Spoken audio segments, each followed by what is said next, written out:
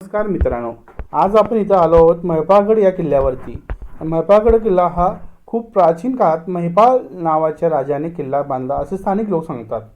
सभासद बकरीच्या उल्लेखानुसार हा किल्ला शिवरायांनी वसवलेल्या 111 किल्ल्यापैकी महिपाळगड गडाखालील वैजनाथ देवाला पाहता हा गड प्राचीन आहे याची साक्ष पडते. अर्धा गड चढल्यानंतर आपण प्राचीन वैजनाथ व आरोग्य भवानी मंदिर संकुलात पोहोचतो. श्री गुरुचरित्राच्या 14व्या अध्यायात या स्थानाचा दक्षिणेतील महाक्षेत्र असा उल्लेख आहे. मुख्य मंदिर 11व्या शतकात बांधलेले आहे. प्रवेशद्वारातच एक शिलालेख आहे. मंदिरासमोर सुंदर नंदी आहे. गाभाऱ्यात भव्य शिवलिंग आहे. वैजनाथ मंदिराला जोडून बाजूला आरोग्य भवानीचे मंदिर आहे. ही आरोग्य भवानी अष्टभुजा आहे. दोन्ही मंदिरे हेमाडपंथी शैलीत आहेत. मंदिरातील खांब अत्यंत आकर्षक व घाटदार आहेत. मंदिराच्या मागे चवदार पाण्याचे घडीव दगडाने बांधलेले पवित्र कुंड आहे. वैजनाथाचे दर्शन करून मंदिराच्या मागून डांबरी सडकेने आपण महिपाळगडाकडे निघायचे. या मार्गावरून जाताना डाव्या बाजूला डोंगरातील कातळामध्ये प्राचीन गुफा व भुयारे आहेत. आत प्रवेश करण्यासाठी प्रखर विजेरी आवश्यक आहे, कारण या भुयारामधून पाणी भरलेले आहे. या कातळाच्या वर असलेल्या पठारावर भारतीय सैन्य दलाचा नियमित युद्ध सराव चालू असतो. या पठाराच्या उजव्या बाजूने जाणाऱ्या डांबरी रस्त्याने आपण गडावरील वस्तीवर पोहोचतो. गडावरील वस्ती सुरू होण्यापूर्वी आपणास उद्ध्वस्त तटबंदी प्रवेशद्वाराचे अवशेष व शिळा दिसतात. गावकरी त्यांना गौळदेव म्हणतात. पुढे शिवरायांच्या अश्वारूढ पुतळा दिसतो. येथून पुढे गडाची मुख्य तटबंदी सुरू होते.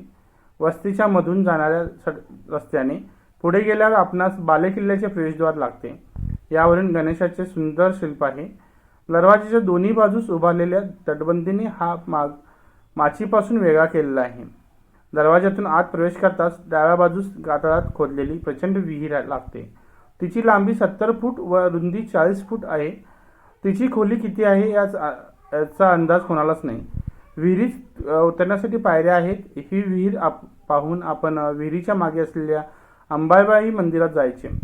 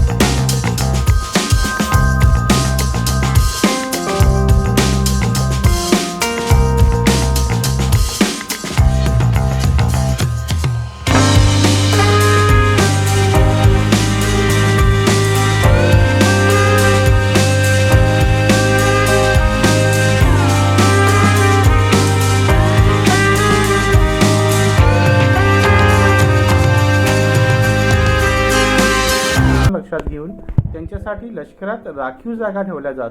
हे लक्षात घेता या गडाचे लष्करी महत्त्व मोठे होते यात शंका नाही.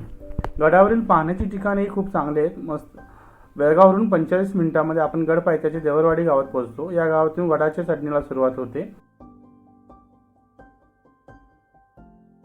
आपण इथं बघत आहोत की एक प्राचीन काळातील दगडी तुळशी कट्टा आणि हा असा मस्त वरती जो बसवलेला आहे तो आताचा तुळशी कट्टा आहे, पण याच्या खाली बसवलेला आहे तो प्राचीन काळातील तुळशी कट्टा आहे.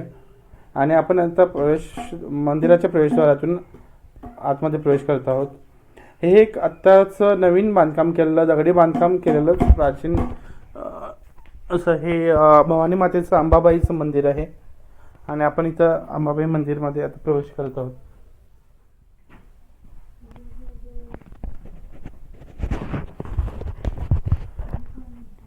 हे आताच्या पिढीने नवीन दगडामध्ये बांधकाम केलेलं एक नवीन असं अंबाबाईचं मंदिर बांधलेलं आहे. आणि ही अंबाबाईची मूर्ती आहे. हे एक नवीन प्रकारची पूर्णपणे नवीन डिझाईन, नवीन वास्तू, नवीन कला कृती वापरून मंदिर बांधण्यात आलेलं आहे. तर आपण इथं पाहू शकता ही नवीन प्रकारची सगळी कलाकृती आणि वास्तू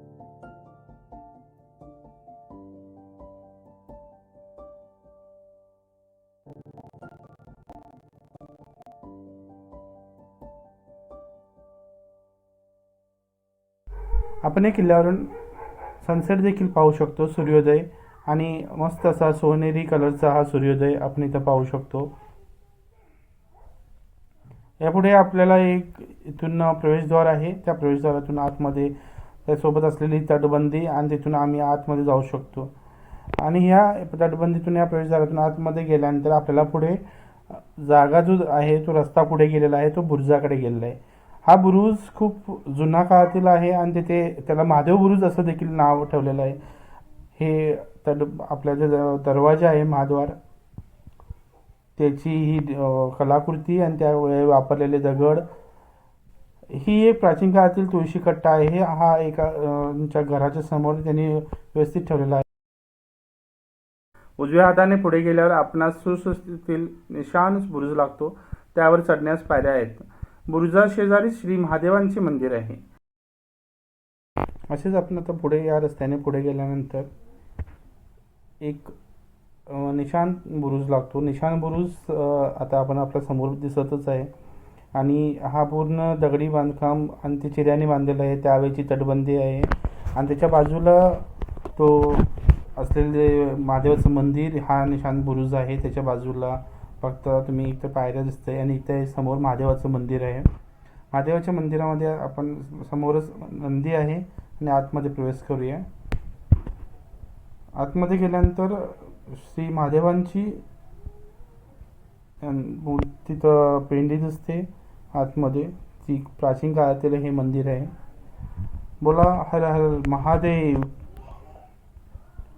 हे भव्य श्री शंकर भोलेनाथ महादेवांचं मंदिर आणि त्याच्या बाजूला असलेला हा बुरुज, ह्या टेहळणी बुरुज देखील म्हणता येईल. या बुरुजावरून खाली सगळे असलेली गावं आणि तसंच बेळगाव सुद्धा इथून पाहता येते आपल्याला.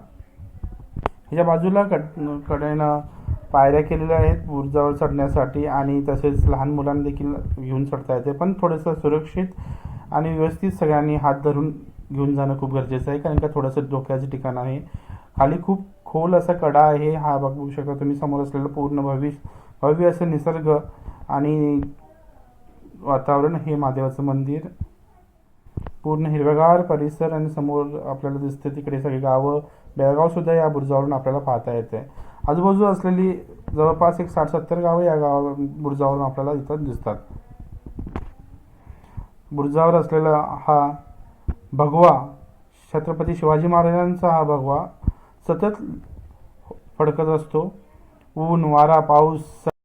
तटबंदी आपल्या उजव्या हातात ठेवून आपण गडाचे दुसरे टोक गाठायचे.